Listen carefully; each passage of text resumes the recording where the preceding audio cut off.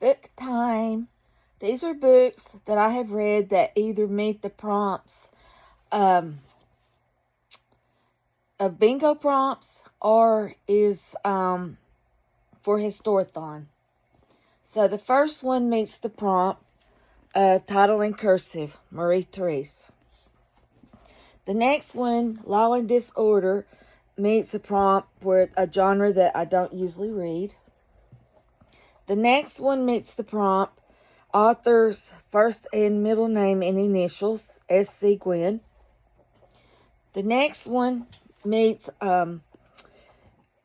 something on the cover that can be used as a weapon, and also the first quarter of historathon, Alexander the Great. This meets the prompt, a cover that runs over the edge, picture runs over the edge, and that is Crazy Horse and Custer.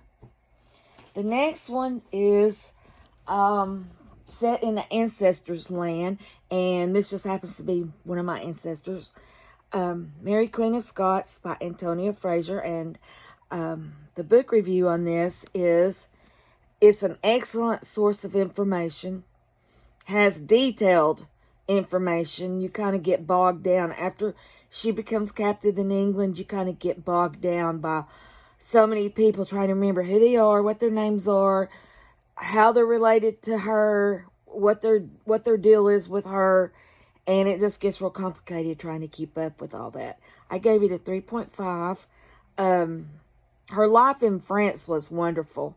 She was loved and treasured and given the best of everything. She was with her geese relatives.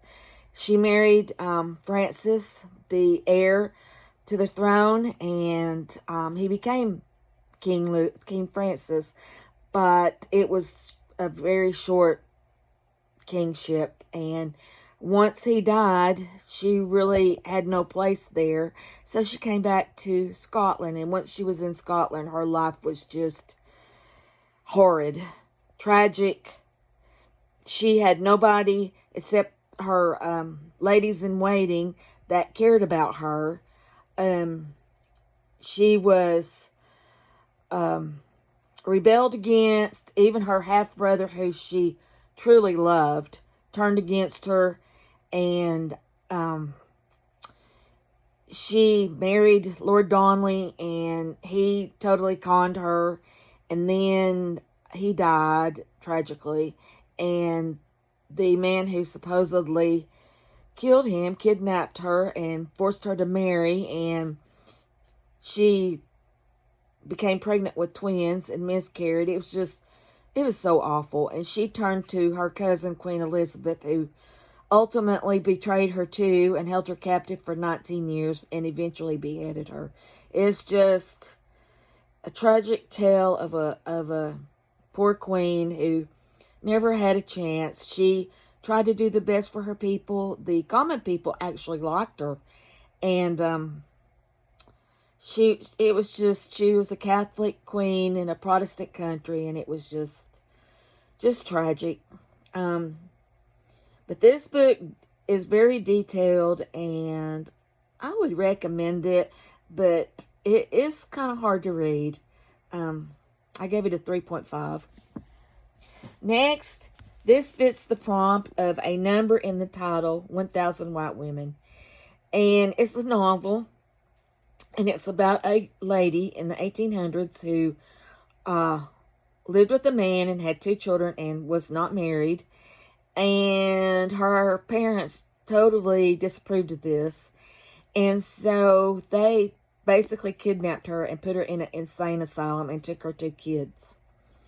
She was tortured, you would say, in this asylum. And in order to finally get out of the asylum, she volunteered for a government program to be a wife to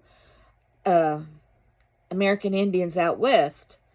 And she ended up assimilating to the tribe, being very happy, having a son. She was actually married to a chief, I think, if I remember correctly, and has some white women friends and a couple of her husband's other wives she was very close to. And eventually, the government slaughtered her tribe. And she didn't make it. But it was a very good book. I would totally recommend it. It's a fast read. And it had a lot of true historical events and true historical people interwoven into the story. Events that really happened. People that were really alive in the history of the West. Indian chiefs who were real and woven into the story. It was just a good book. And I recommend it. I gave it a 5, I think. Yeah, it was just really good. Thanks for listening. Bye.